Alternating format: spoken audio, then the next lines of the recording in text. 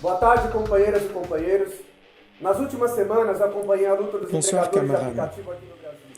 Ces dernières semaines, j'ai suivi la lutte des travailleurs précaires des plateformes numériques ici au Brésil. Et l'un d'entre eux disait « Vous vous imaginez de travailler en distribuant de la nourriture sans avoir rien à manger ?» Voilà la soi-disant modernisation des relations de travail défendue par Bolsonaro et ses réformes. Non, ce n'est pas de la modernisation, ça s'appelle le capitalisme. Et c'est aussi l'héritage esclavagiste qui a fait que l'écrasante majorité de ces jeunes ici au Brésil soient des Noirs. C'est pour ça que dans leurs actions, nous entendons aussi les vies des Noirs comptent. Comprendre ce qui a été l'esclavage nous donne plus de raisons pour lutter contre le capitalisme. Ce système misérable qui utilise le racisme pour nous exploiter encore plus. À l'aide d'arguments religieux et pseudo-scientifiques, la bourgeoisie a cherché à justifier la soi-disant infériorité de millions de personnes selon des caractéristiques physiques. Tout ça pour permettre ce que Marx définissait comme l'un des piliers fondamentaux de l'accumulation primitive du capital. Et qui a été aussi une des grandes atrocités de l'histoire de l'humanité, l'esclavage de 12 millions d'Africains. Au Brésil, l'esclavage a été aboli en 1888. Et on nous apprend à l'école que ça a été l'œuvre d'une princesse pour occulter la lutte du peuple noir. Mais notre histoire est celle des quilombos, des zumbis de Palmarès, de la révolte de Chibatas, des ouvriers qui défendaient l'unité des Noirs et des Blancs au sein des syndicats. C'est l'histoire d'un peuple qui dit encore aujourd'hui « Nous ferons palmarès de nouveau ».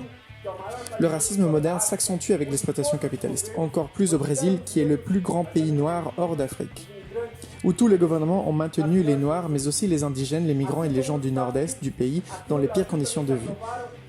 Comme dans les États-Unis, ici au Brésil ont été votées quelques lois de discrimination positive.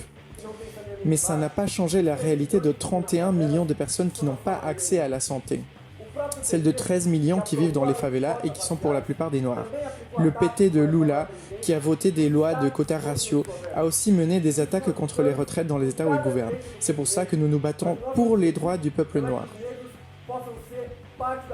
Mais notre objectif n'est pas que les Noirs puissent faire partie de la bourgeoisie ou des classes moyennes alors que la majorité de notre peuple vit dans la misère.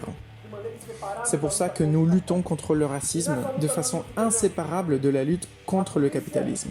Nous ne pouvons pas nous tromper dans cette lutte. La police qui appuie son genou sur le cou du peuple noir n'est pas notre allié. C'est une grande erreur que des courants de la gauche ici au Brésil, comme le PSOL ou le PSTU, considèrent les policiers comme des travailleurs qui devraient intégrer les syndicats. Et quand tous les jours dans les favelas, des milliers de jeunes sont assassinés par la même police qui organise les milices qui sont la base de Bolsonaro. Il faut faire au Brésil, comme les travailleurs en grève aux États-Unis qui ont existé, l'expulsion des policiers de tous les syndicats. Comme le disait C.R.L. James, le seul endroit où les Noirs ne sont pas rébellés, c'est dans les livres d'histoire des capitalistes. C'est pour ça qu'il faut récupérer l'histoire du mouvement révolutionnaire international depuis l'époque de la première internationale de Karl Marx qui a soutenu la lutte contre l'esclavage, comme lors de la guerre civile aux États-Unis, contre le racisme et en défense des luttes anticoloniales comme en Chine ou en Inde. Nous devons récupérer les luttes de la troisième internationale avant sa dégénérescence stalinienne, quand elle défendait avec toutes ses forces l'égalité salariale entre noirs et blancs. Et les batailles de la 4e internationale quand Trotsky disait que les travailleurs noirs conscients sont convoqués par l'histoire pour prendre part dans l'avant-garde de la classe ouvrière. Ces batailles sont plus actuelles que jamais. Contre tous les impérialismes et leur spoliation sans limite, il nous faut unir la classe de tous les peuples du monde. Unifier la classe ouvrière sans frontières en lutte pour construire de puissants partis révolutionnaires dans la perspective de la reconstruction de la 4e internationale.